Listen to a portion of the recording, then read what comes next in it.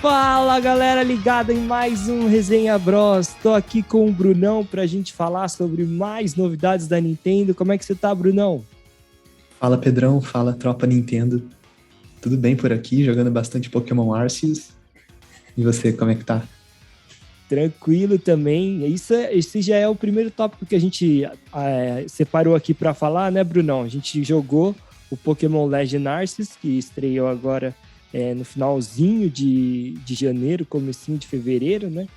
E Isso vamos falar um foi, pouco. só lembrando, né, a estreia foi na sexta-feira passada, né, sexta-feira da semana passada, dia 28 de janeiro. Uhum. Então a gente teve aí mais ou menos uma semana para começar a jogar, ter as primeiras impressões. Exatamente. Ainda não zeramos o jogo, mas já deu para ter uma noção de como que é, né? Era um jogo que tinha muita expectativa, por ser um jogo que quebrou aí padrões do estilo de gênero do Pokémon. Lembrando que era como se fosse... Esse jogo é como se fosse um jogo de mundo aberto, entre aspas, assim. Na verdade, a gente vai falar sobre isso, ele não é de mundo aberto, mas é como se você fosse capturar os Pokémons ao ar livre e encontrasse eles na natureza, mas não com aquela perspectiva top-down, RPG clássico, mas com uma perspectiva de um jogo de mundo aberto mesmo. Você vê os Pokémons como se fossem animais da natureza, né, Brunão? Isso, muito bem colocado. E, bom, o que você achou, Brunão, por enquanto? O que você tá achando do game? Então, acho que seria legal começar explicando um pouco como que é a jogabilidade, como que funcionam as missões, o progresso no jogo, né? Sim. Então, logo no início, você tem uma pequena cutscene que apresenta um pouco do personagem jogável, né? E também os principais personagens da Jubilife Village, que é onde o jogo se inicia, que é digamos, a cidade principal a partir de onde você vai fazer as suas expedições. E a primeira missão é mais um tutorial implícito para o jogador se familiarizar com a história e com a jogabilidade. Então você vai aprender a capturar os Pokémons, a lutar com eles, fabricar itens que você pode usar nas expedições. Também vai conhecer vários personagens e estabelecimentos que tem no vilarejo. Uhum. E não vou entrar em muito detalhe para não dar spoiler, mas a tarefa principal que você recebe é preencher o Pokédex, que é uma espécie de enciclopédia de Pokémons. E o objetivo das pessoas que você interage converge em pesquisar a, a área de Hisui, que é como eles batizaram a área que você joga, para descobrir todos os Pokémons que habitam lá. E aí, Exatamente. conforme você faz isso, você progride dentro dessa organização, você tem mais respeito da comunidade e as pessoas te enxergam como um adestrador ou um pesquisador de Pokémons mais capacitado. Uhum. E aí as missões, elas estão divididas em... As atividades, elas estão divididas em missions, que são as ações principais, as quests principais que estão relacionadas ao progresso da história. E as requests, que são como se fossem as side quests, onde normalmente não tem uma relação com a história principal e alguém te pede um favor, por exemplo, para você capturar um Pokémon específico. Essas requests eu reparei que por vezes elas já são indicadas no mapa, mas às vezes você ativa elas falando com pessoas onde não tinha antes nenhum indício de que viria uma quest ali. Então é um ponto interessante também. Quer complementar alguma coisa nessa parte, Pedrão? Não, basicamente isso mesmo. E aí, só para dar uma resumida assim, essas questões de quests, normalmente são capturas de Pokémon também, né? Ou coleta de itens, né? Que você encontra nas suas expedições. Então, não foge muito, pelo menos até onde eu joguei, desse tipo de quest, né? Que é basicamente o jogo. O jogo, né, principal é você capturando os Pokémons e os quests também seguem mais ou menos esse perfil. E ainda nesse aspecto, pelo menos até onde eu joguei, eu reparei que as missions, né, que seriam as main quests, elas parecem seguir uma ordem bem linear. Você não consegue, até agora, por exemplo, bifurcar entre dois caminhos dentro da main quest, igual outros jogos, em tese, open world fazem. Uhum, exatamente. E, por outro lado, as requests, né, essas tarefas secundárias, me parece que a maioria delas você pode fazer a qualquer momento. E ainda adicionando ao ponto que o Pedro falou lá no início, o jogo, pelo menos assim, na nossa opinião aqui, ele não é exatamente um open world, porque quando você vai sair dessa vila principal, a Jubilife Village, você passa por um portão, aí abre o mapa e você escolhe qual outra área você vai se direcionar. Você não tem como fazer esse caminho sem um fast travel, você vai ter que escolher antecipadamente onde você vai. E aí você já começa dentro dessa próxima área. Você não tem essa transição para você fazer andando pelo mapa. Então, você pegar Breath of the Wild, você poderia andar o mapa inteiro ali. Você tem que fazer um fast travel, o fast travel fica opcional, né? Então, essa já é uma diferença. E, por outro lado, também não é igual, por exemplo, um Tomb Raider, que você tem as áreas muito bem delimitadas. O espaço é grande, né? Uma vez que você entra numa dessas áreas, pelo menos o que eu percebi até agora, você pode explorar elas à vontade. Não tem um caminho linear para você seguir com início e fim.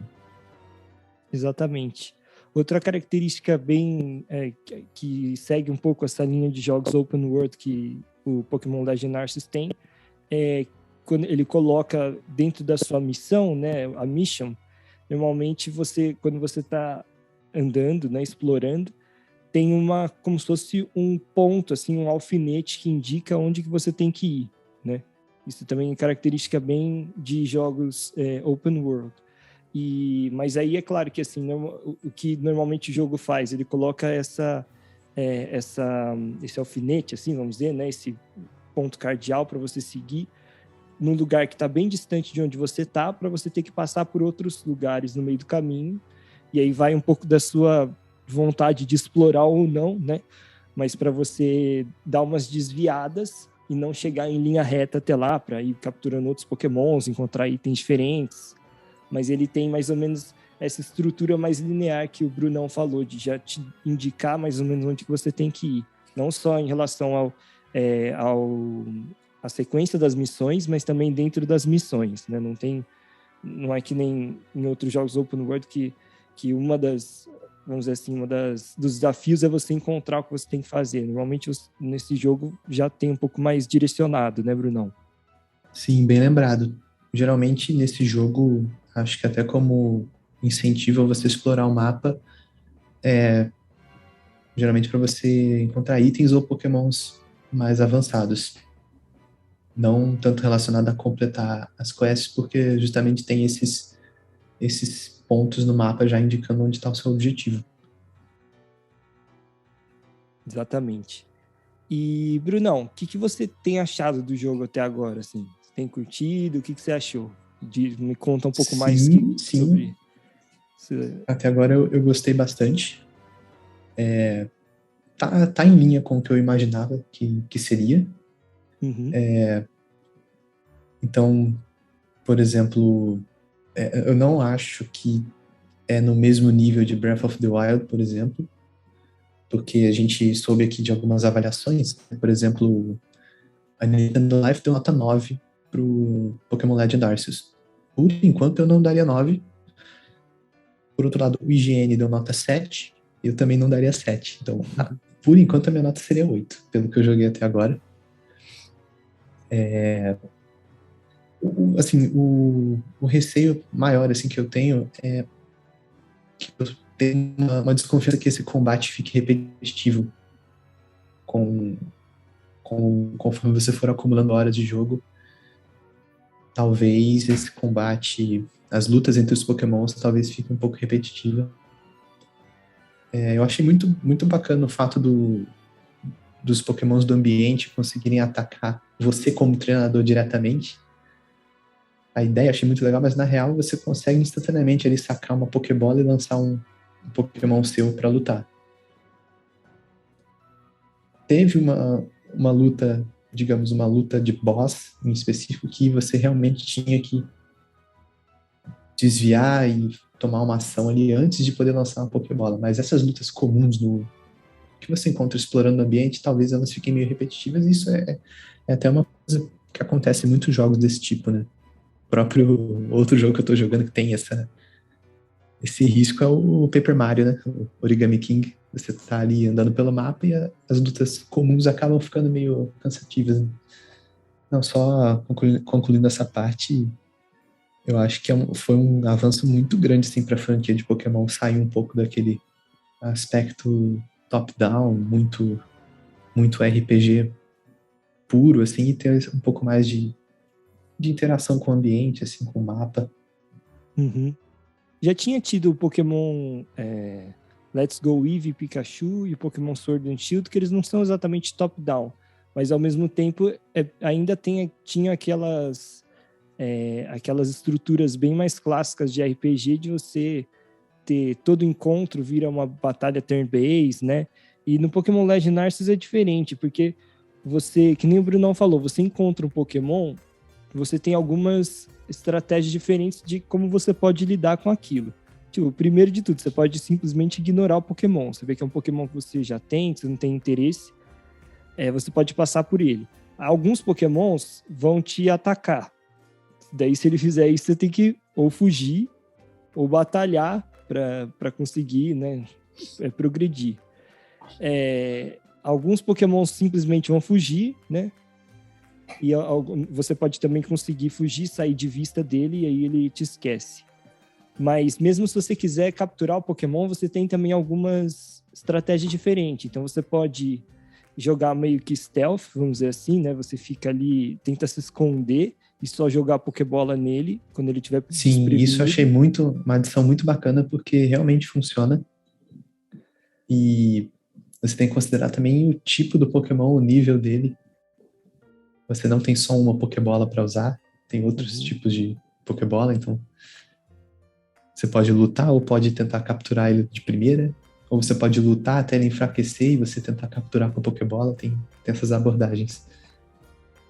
Exatamente. E então torna o jogo um pouco menos repetitivo, vamos dizer, porque ele ainda tem aquela estrutura de jogo de Pokémon que para quem não curte, realmente o jogo fica muito repetitivo, que é você simplesmente vai capturando cada vez mais Pokémons e as batalhas não vão mudar muito, né? Mas por outro lado, pelo menos tem esses diferentes tipos de abordagem que você pode ter para captura, e também isso é um pouco mais imersivo, né? Porque não é que nem no jogo clássico de Pokémon que quando você encontra e vira aquela batalha turn-based, quer dizer, muda a tela como se você estivesse num outro lugar. É ali mesmo que vão acontecendo. Então você tá ali no mapa, o Pokémon te vê, ele te ataca, ou você foge, ou você joga outro e aí começa uma mini batalha. Então você se sente mais dentro daquele ambiente, né?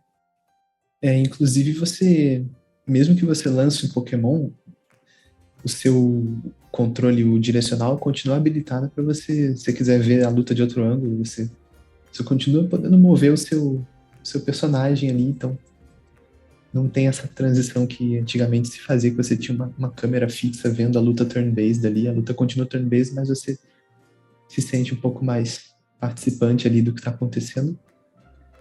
E tem uma coisa que eu esperava um pouco mais, que foi até revelado lá em um dos trailers, que era a questão dos ataques Strong e do Agile.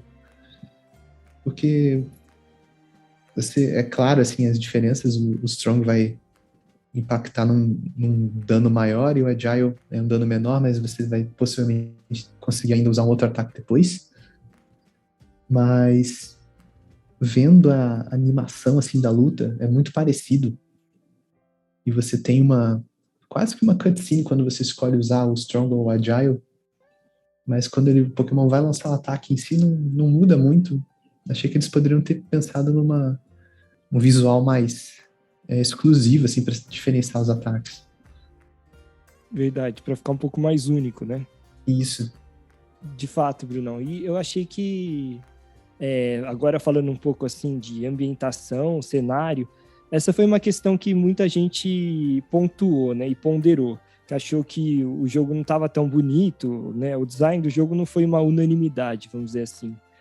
E eu não sei o que você achou, Bruno. Eu achei que, de maneira geral, eu achei que funciona. O gráfico não é ruim, não tem nenhum tipo de bug ou algum tipo de visual que atrapalhe a jogabilidade.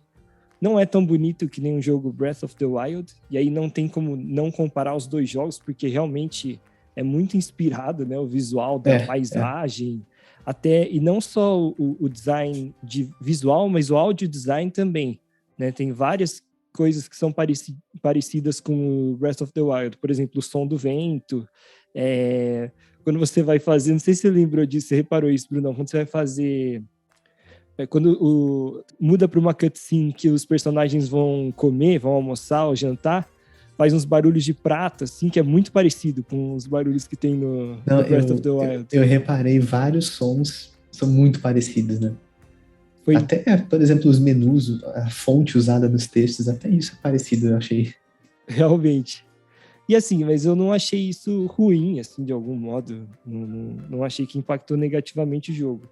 Agora, é nítido e acho que não tem como negar que o jogo, assim, eu não acho que ele é feio, mas eu não acho que é um jogo, assim, falo, nossa, que jogo bonito.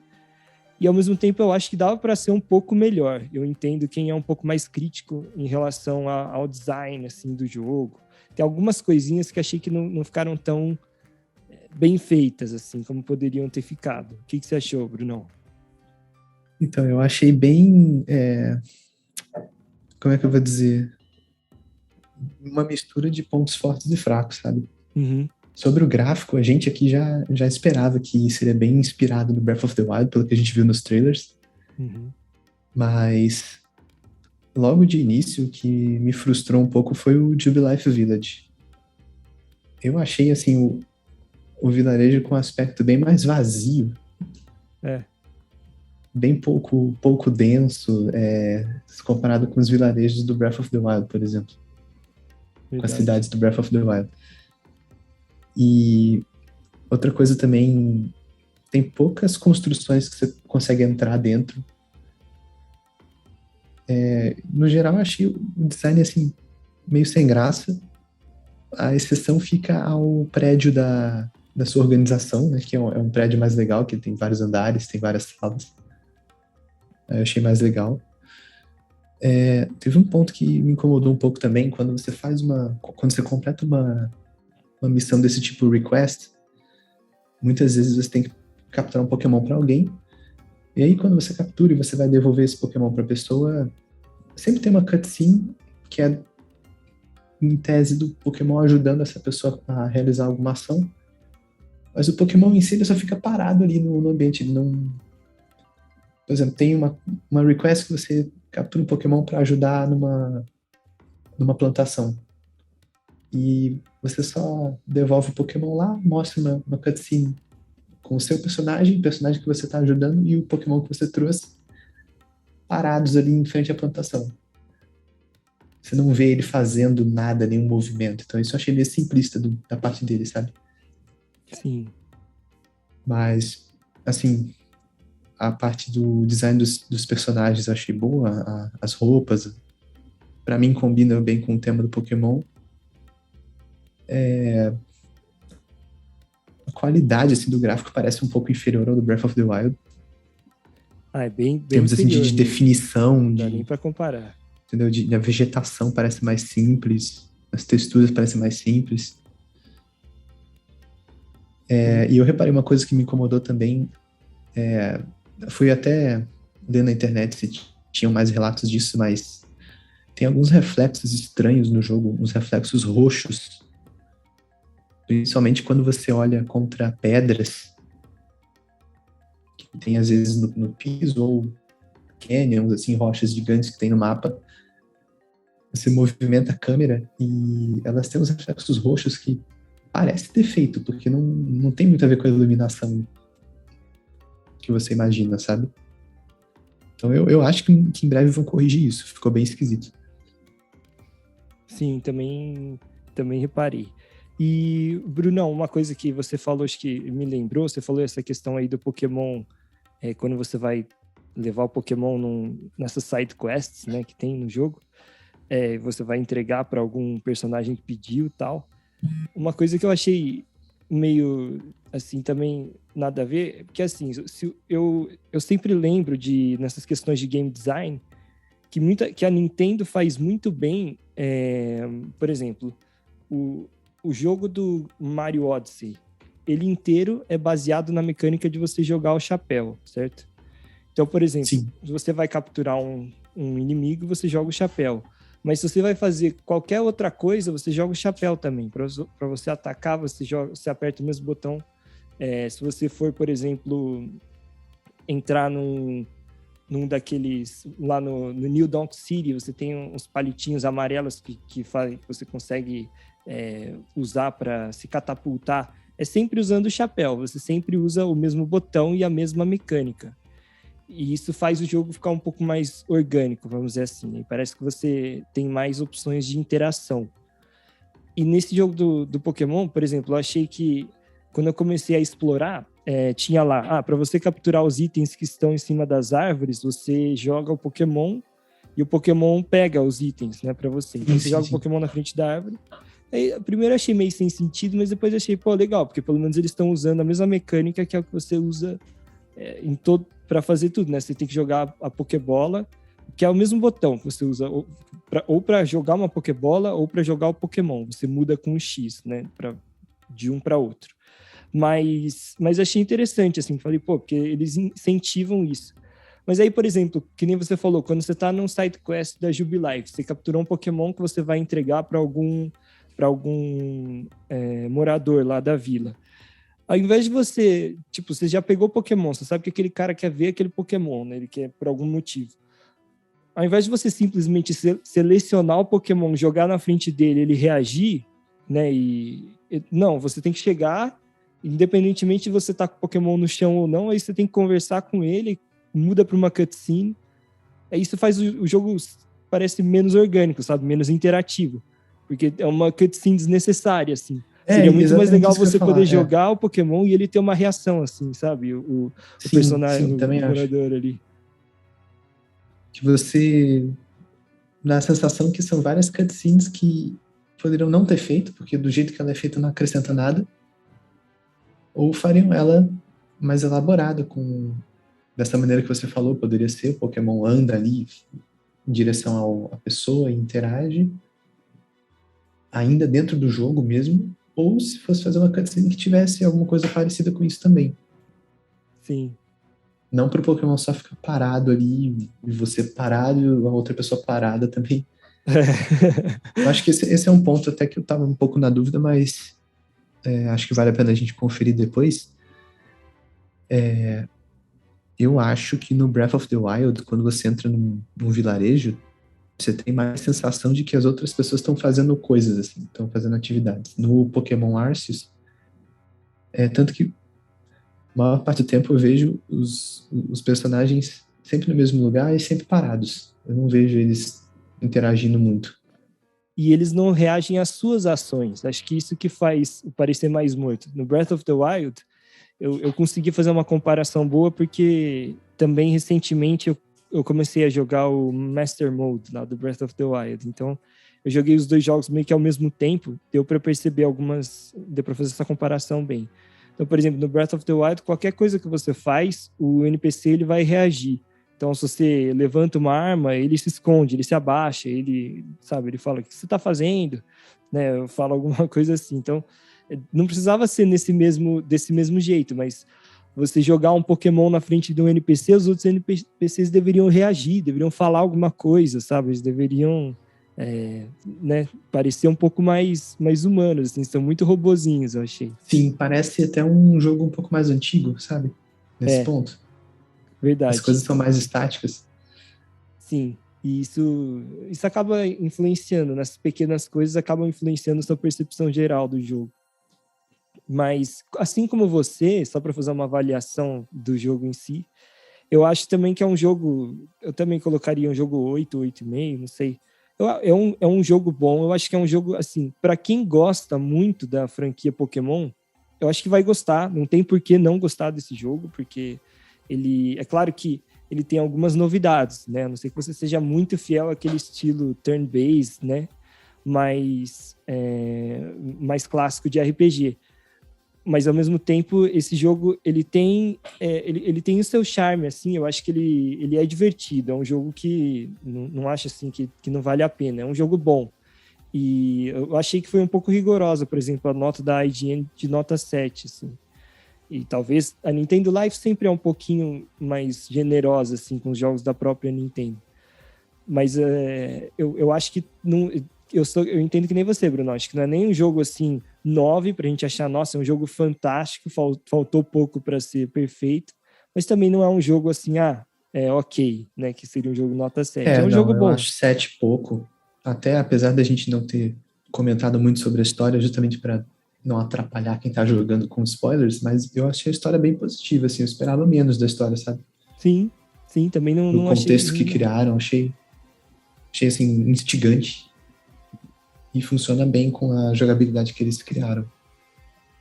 Exato. Agora, para ser um 9, eu acho que a gente teria que ter passado menos tempo falando sobre os problemas. Com certeza, concordo plenamente, Brunão. E eu acho que, então, fica mais ou menos nessa. Se você... eu acho que assim, é porque, por exemplo, quando a gente pega um jogo que nem foi o Breath of the Wild para a franquia do Zelda, ele foi um jogo que, até como eu já disse aqui no outro episódio, trouxe até pessoas que não gostavam de Zelda e passaram a gostar, né? Trouxe até pessoas que não necessariamente você precisa gostar de Zelda para gostar daquele jogo, porque ele é muito bem feito, ele tem muita atenção aos detalhes, é uma obra-prima mesmo. Agora, esse jogo do Pokémon, eu acho que assim, não necessariamente você precisa ser um super fã de Pokémon, mas se você não gosta nada, se você não vê nenhum tipo de... você não acha legal ficar capturando Pokémons, porque no fundo é você ficar capturando Pokémons, né? Assim como nos outros... Você tem que ter um pouquinho de afeto, né? um pouquinho de carinho pela franquia, pelos personagens, pelo Pikachu. Pode não, concluir. ia só falar que não é um jogo para todo mundo, para qualquer um. Então, acho que é assim que eu encaixo esse jogo do Pokémon Legend Arceus. Eu ia acrescentar também nesse ponto, acho que quem detesta luta turn-based também aí não tem solução, assim, eu acho que não vai gostar desse jogo. Uhum.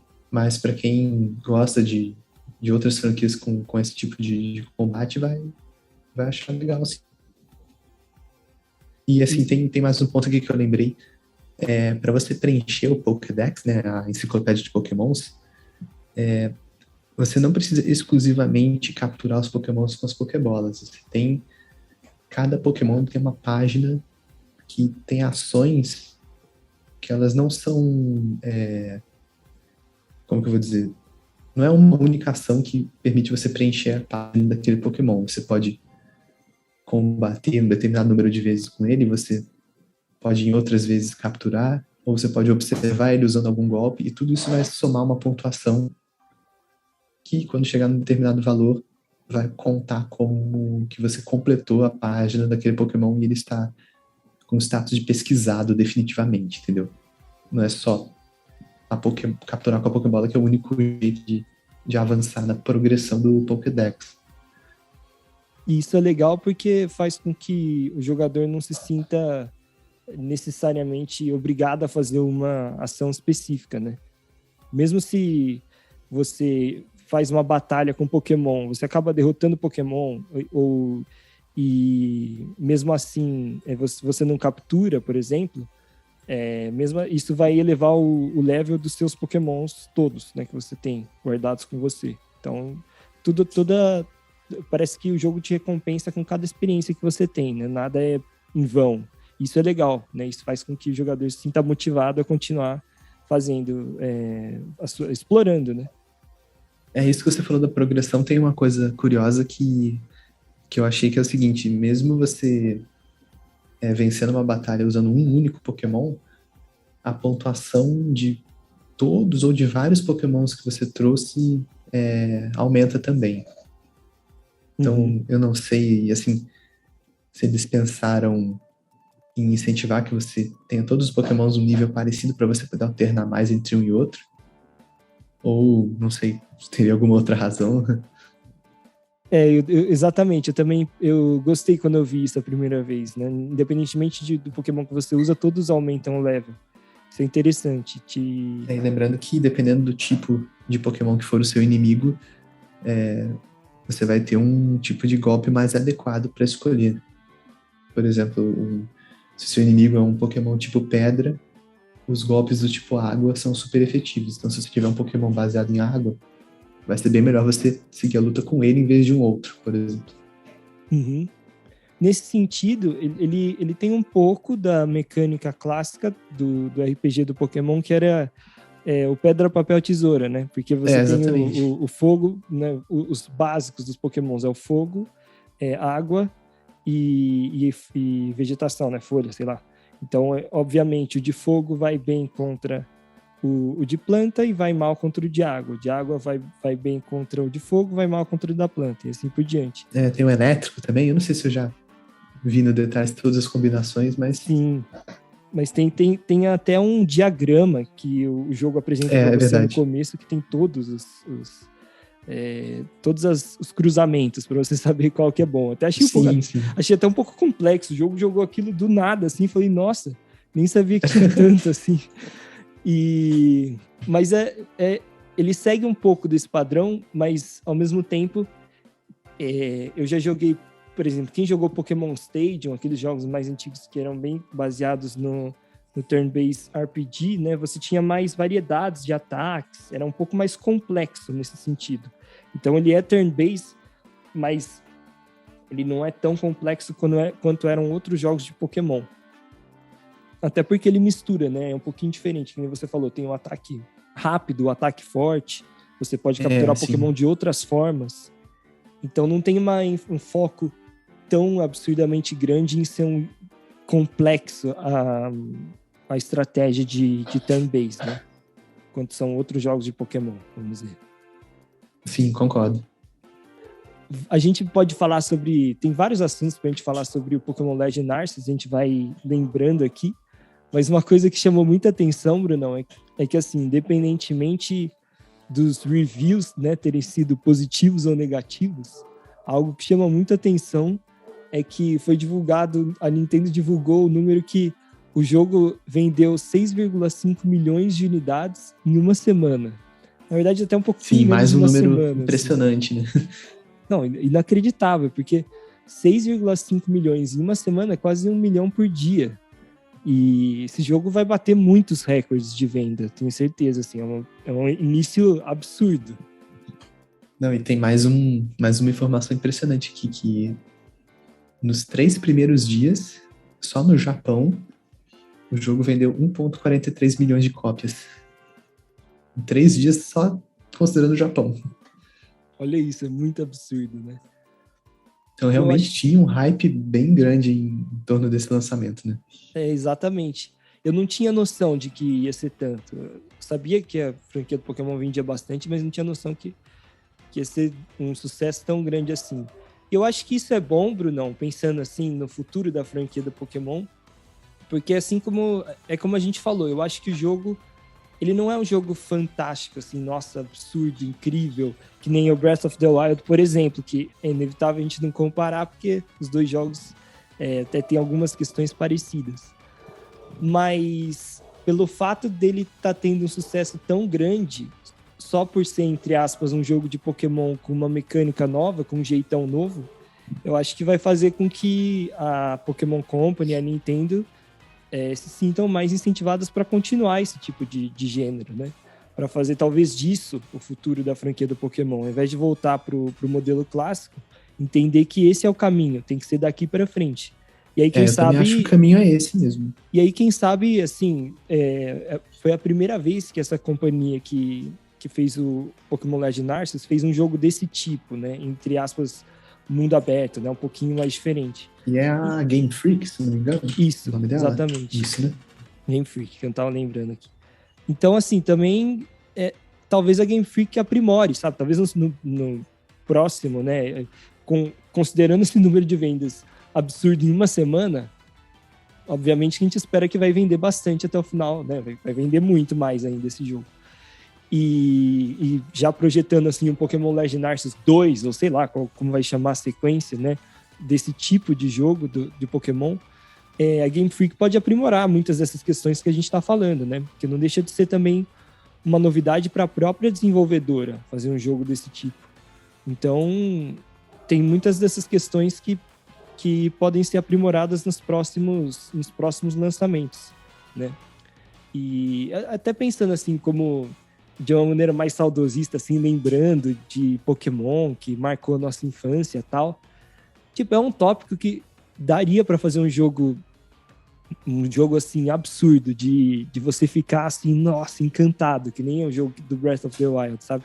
Que você consegue interagir com tudo, você se sente realmente imerso naquele universo e tudo interage com você, você tem várias coisas para coletar e tal. Eu acho que nessa comparação é isso que é o principal ponto que faltou, se você comparar o Breath of the Wild com Arceus. Até, por exemplo, a exploração do mapa ela não fica tão interessante como é no Breath of the Wild, você poder escalar as montanhas no Arceus. O seu boneco ele é bem limitado nesse ponto. Uhum. Exatamente. Até você pode usar os Pokémons a partir de um determinado ponto para se locomover, mas até agora eu achei, por exemplo, você usar o Paraglider no Breath of the Wild mais legal. Então, esse é para mim o principal ponto assim, que faltou nessa comparação, era ter essa interação maior com o mapa, que é uma das grandes vantagens do Open World. Talvez se implementassem isso, a gente pudesse dar uma nota mais alta. Exatamente. E não só isso, mas eu acho que o Open World também tem um pouco dessa questão de você encontrar cenários diferentes, coisas diferentes. Então, é claro que por exemplo, é emocionante quando você tá no jogo, de repente se depara com daqueles Pokémons de olhos vermelhos, que são sim. super agressivos. Então, é uma coisa legal, mas eu acho que uma coisa bastante interessante do Open World é que às vezes você se pega só explorando os lugares, não só fazendo uma missão específica, porque você encontra alguma coisa diferente, aí você é surpreendido. Então, eu penso assim, que quando você pega essas franquias, ou filmes, séries, qualquer coisa que mexe com a fantasia, então, por exemplo, vou dar um exemplo aqui simples, o Harry Potter, né? Quem gosta do Harry Potter, lê os livros, viu os filmes, já se imaginou assim, sonhando como que seria viver de fato dentro daquele mundo. E eu acho que os jogos de videogame hoje em dia, eles têm essa capacidade de tornar o mais próximo possível de você sentir como se você realmente estivesse naquele mundo, sabe? De você entrar naquele universo. E quem cresceu vendo Pokémon, filme de Pokémon, desenho, jogando os jogos, se imaginou também, como seria viver, sabe? Como seria um mundo de verdade. E aí acho que esse que é um encantamento que ainda poderia ser explorado melhor por esse tipo de jogo. Não, tem a mesma sensação. Em vários aspectos. Mas não acho que seja um jogo ruim nem nada, mas eu fico até otimista, assim, vendo o número de vendas e projetando que com uma receptividade tão grande do público, é provável que o jogo ganhe outras versões, outros lançamentos no futuro. E que ele continue nesse caminho, né? E continue aprimorando, continue nesse caminho. Bom, aí acho que a gente poderia resumir, então, lembrando que a gente jogou aí mais ou menos uma semana, então pode ser que a avaliação mude, a gente vai atualizando daqui pra frente. Então, eu daria uma nota 8, o Pedrão daria qual nota? Acho que 8 tá de bom tamanho, 8, 8,5, vai ficar por aí, mas acho que 8 tá de bom tamanho. Ótimo, então a gente tem um consenso aqui. Podemos atualizar no futuro. E, assim, o ponto que não é muito justo, né, de comparar com o Breath of the Wild é que o Breath of the Wild nós dois jogamos a exaustão.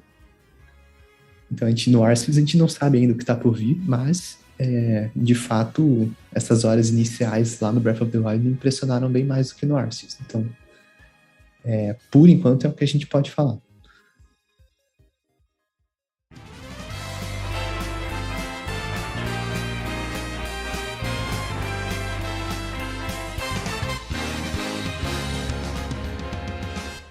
E, Brunão, outro assunto que também chamou bastante atenção nessa semana foi o número de vendas do Nintendo Switch. Conta aí pra gente o que aconteceu.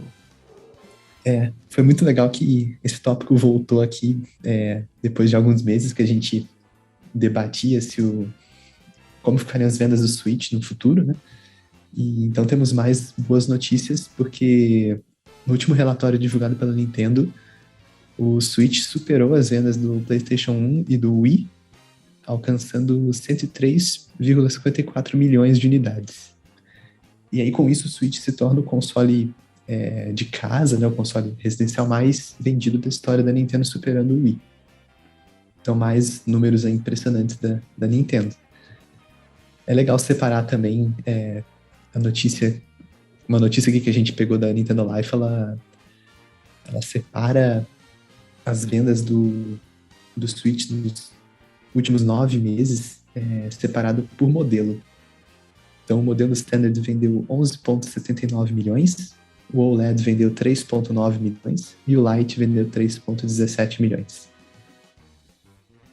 E, enquanto isso, o Wii vendeu 101,63 milhões e o PlayStation 1 vendeu 102,49 milhões. Então, o Switch ultrapassou eles aí por uma pequena margem aí de pouco mais de 1 milhão acima do PlayStation 1. Exatamente, mas isso, claro, considerando que o Nintendo Switch agora vendeu 103, mas ele vai continuar vendendo. Então, exatamente, ainda está em comercialização, né? Ainda vai passar desse número. Ainda tem a tendência que aumente. E aí, assim, também é interessante a gente falar que se você pegar os consoles mais vendidos da história, se você for pegar os consoles de casa, né, sem considerar os portáteis, né, o Nintendo Switch já seria o terceiro, só atrás do PlayStation 2 e do PlayStation 4. E o PlayStation 4, ele vendeu 116 milhões. Eu não sei se...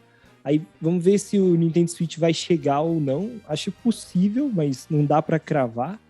E também tem que considerar, claro, que o PlayStation 4 ainda é um console em comercialização, né? Apesar do PlayStation 5 ser o modelo mais recente, o PlayStation 4 continua vendendo. E, enfim, mas só de chegar nessa marca já é muito impressionante, né? O Switch realmente superando as expectativas de qualquer um. E interessante essa questão que você falou, Brunão, dos modelos, que mostra que acho que os outros modelos não venderam tanto quanto o Standard, né? O Switch original, mas eles também ajudaram a alavancar, né? Eu acho interessante o número do OLED, com quase 4 milhões, porque ele foi lançado faz pouquíssimos meses e ele já vendeu mais do que o Lite, que está há bem mais tempo no mercado, né? Verdade. Mesmo custando bem mais. É. O OLED seria a opção mais cara e o Lite é mais barato. E é interessante também pensar que em 9 meses, pela notícia aqui, juntando todas as variedades de modelos do Switch, ele vendeu aí quase 19 milhões de unidades. Então, se ele está com agora 103 milhões, mais 9 meses ele passaria o PlayStation 4 seguindo esse ritmo. Sim, verdade. E ainda a gente não está considerando o ciclo de vida completo, porque assim, eu faço uma projeção que a gente está em 2023.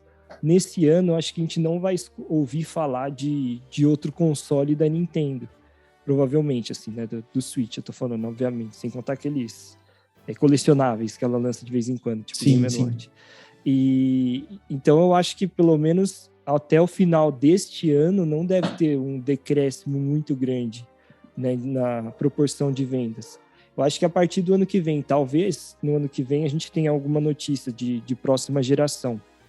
E aí tem os dois lados da moeda. Por um lado, você pode falar assim, pô, se for anunciado o próximo console, talvez diminua o número de vendas, porque vai ter mais gente pensando na próxima geração.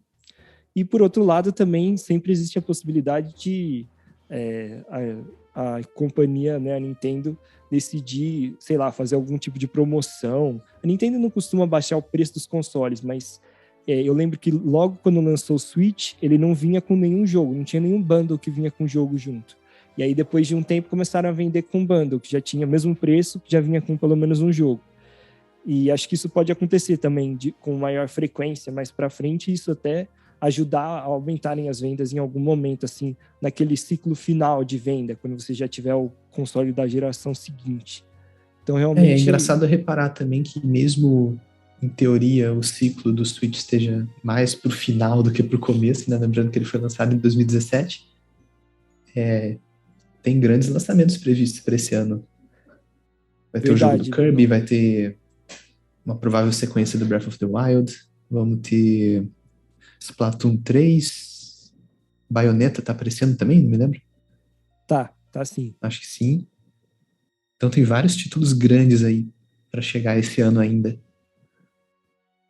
Com certeza. E falando eu até achava no começo, quando tinham falado da sequência do Breath of the Wild, eu fiquei até meio impressionado, assim, porque eu falei, pô, nossa, é difícil a Nintendo fazer 2 jogos de Zelda, assim, pro mesmo console, né? Sim, é Tinha verdade. tido 2 jogos da franquia principal, né? Sem ser remasterização, né? Tinham tido 2 no Nintendo 64, 2 no Wii, que foi um console que fez muito sucesso também. A gente acabou de falar aí, né? Vendeu 101 milhões de unidades. E agora no Nintendo Switch também. E eu não sei, no começo eu tava com a impressão que o próximo Breath of the Wild seria lançado na próxima geração. Talvez assim, que nem aconteceu com o Wii U, né? Que o Breath of the Wild foi lançado pro Wii U, mas também foi lançado como lançamento no Switch. Mas olhando agora e vendo a quantidade de jogos importantes que a gente tem pro Switch nesse ano, eu acho que a Nintendo vai dar uma segurada. Ela não vai falar logo sobre um próximo console, sabe? Acho que ela vai se manter focada no Switch, porque ainda está vendendo muito bem. No máximo, né, ela já fez esse mini upgrade, vamos dizer assim, que foi o lançamento do OLED. E aí, talvez, eu penso que na próxima geração, a Nintendo, acho que ela tenta sempre fazer isso, né? Lançar um jogo muito grande como um lançamento de um console novo. Aí eu acho que eles vão acabar apostando ou num jogo novo de Mario 3D, ou, que faria acho que ainda mais sentido, num próximo jogo de Mario Kart. Porque faz muito tempo que a gente tem o mesmo jogo de Mario Kart. O Mario Kart 8, né, que é o Mario Kart que tem pro Wii U, é o mesmo, né, que tem pro Switch. Só mudou, foram pouquíssimas melhorias, assim, né? Foi só a adição de algumas pistas do Battle Mode, alguns personagens e basicamente só. E foi incluindo o DLC do jogo original para o Wii U. Então é uma das principais franquias, se não for a principal em número de vendas da Nintendo, e que faz tempo que não tem um jogo original. Tiveram alguns spin-offs, né? Teve jogo pro mobile, teve aquele Home Circuit, né? Que tem aquele é legal. O carrinho a pista, de né, controle remoto para você fazer na sua casa. Mas eu acho que faria mais sentido pensar nisso, até por conta desses números impressionantes que a gente está vendo de vendas do Switch. Eu também acho que essa é a opção mais provável. Talvez a exceção seria se no console da próxima geração esses jogos que a Nintendo vai lançar agora mais próximo do final do ciclo do Switch sejam retrocompatíveis. Igual você falou os exemplos do Zelda, por exemplo, se ela seguir essa mesma estratégia de lançar esses jogos com versões para o Switch e para o próximo console, aí talvez não tivesse tanto impacto em anunciar o console antecipadamente, digamos, antes que esses lançamentos aconteçam. Eu acho que é bem provável que isso aconteça, Brunão, porque a Nintendo ela tem feito sempre, né, consoles retrocompatíveis nas últimas gerações, né? O Wii U rodava jogos de Wii, o Wii também rodava jogos de GameCube. O Switch não roda jogos de Wii U porque é portátil, não teria como você colocar o disco dentro. Mas considerando que o próximo console provavelmente vai manter essa questão de ser híbrido, e eu acho que vai manter... Eu acho que a mídia é possível que ela seja um pouquinho diferente, mas ainda assim retrocompatível, que nem era com o DS pro 3DS, né? a fitinha era um pouquinho diferente, um pouquinho maior, um pouquinho mais moderna, vamos dizer assim, para ter capacidade para armazenar mais giga dentro.